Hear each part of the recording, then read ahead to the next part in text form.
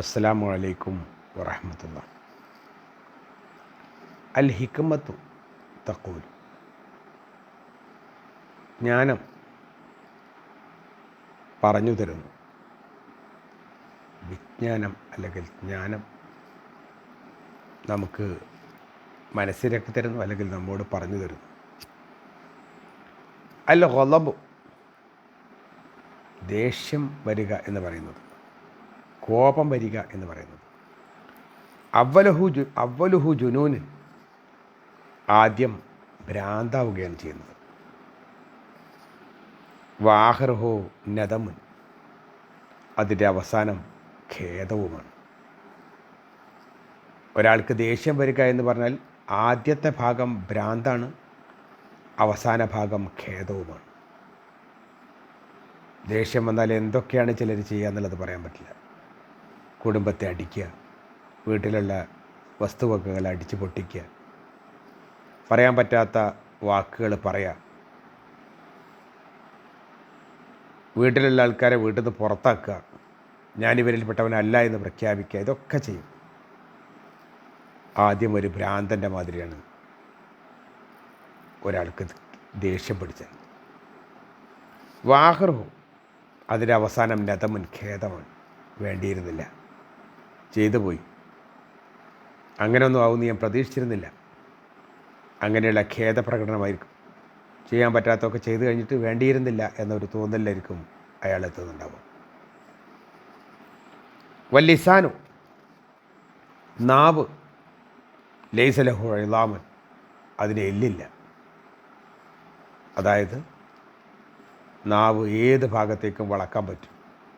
ചെയ്തത് ചെയ്തില്ല എന്ന് പറയാം, ചെയ്യാത്തത് ചെയ്തു എന്ന് പറയാം, പോവാത്ത സ്ഥലത്ത് പോയി എന്ന് പറയാം, പോയ സ്ഥലത്ത് പോയില്ല എന്ന് പറയാം, കാണാത്തത് കണ്ടു എന്ന് പറയാം, കണ്ട കാര്യം ഇല്ല എന്ന് പറയാം. ഇങ്ങനെ നല്ല നിലക്കല്ല നാവിനെ ഉപയോഗിച്ചതെങ്കിൽ നാവ് ഏത് ഭാഗത്തേക്കും വളയുന്നതാണ്, അതിന് എല്ലില്ല. വല്ലിസാനു, നാവ്, ലൈസലഹു ഇളാമൻ, അതിന് എല്ലില്ല.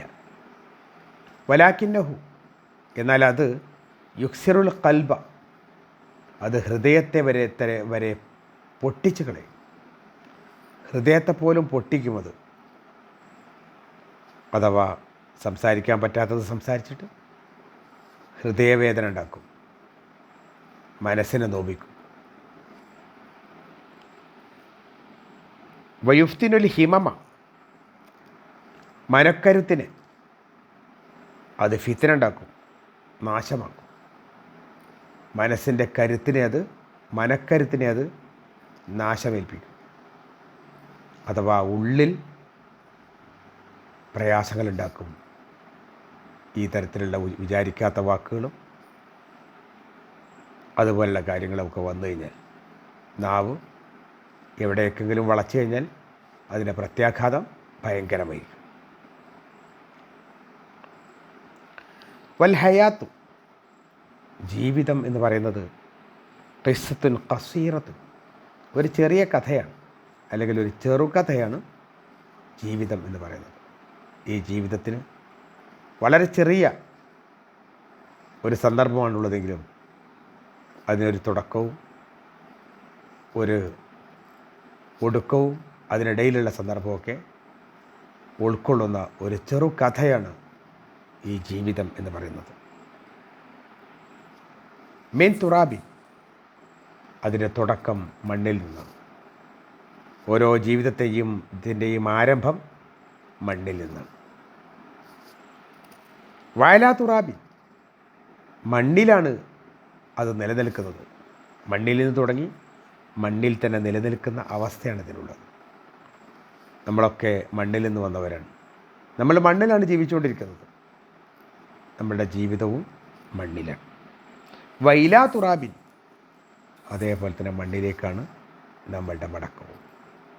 നമ്മളെ കൊണ്ടുപോയി വെക്കുന്നത് അതും മണ്ണിലാണ്. മണ്ണിൽ നിന്ന് വന്നു, മണ്ണിലൂടെ കടന്നുപോയി മണ്ണിലേക്ക് ഒടുങ്ങുന്ന ഒരു ചെറുകഥയാണ് ജീവിതം എന്ന് പറയുന്നത്.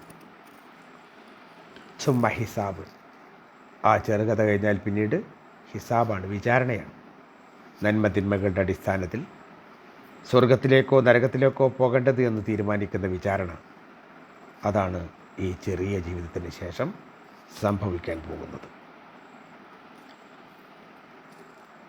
അതുകൊണ്ട് ഫഇഷ് ലില്ലാഹ്, നീ അള്ളാഹുവിന് വേണ്ടി ജീവിക്കുക. നീ അള്ളാഹുവിന് വേണ്ടി ജീവിക്കുക. പടച്ചവൻ പറഞ്ഞ പ്രകാരം നീ ജീവിക്കുക. തക്കുൻ അസ്അദ ഖൽഖില്ലാഹ്, നീ അള്ളാഹുവിൻ്റെ സൃഷ്ടികളിൽ ഏറ്റവും ഭാഗ്യവാനായി മാറുക. ദൈവ സൃഷ്ടികളിൽ, അള്ളാഹുവിൻ്റെ സൃഷ്ടികളിൽ ഏറ്റവും ഭാഗ്യം ഉള്ള ആളായിട്ട് നീ മാറുക. അതാണ് നീ അള്ളാഹുവിന് വേണ്ടി ജീവിക്കുക എന്ന് പറയുന്നത്.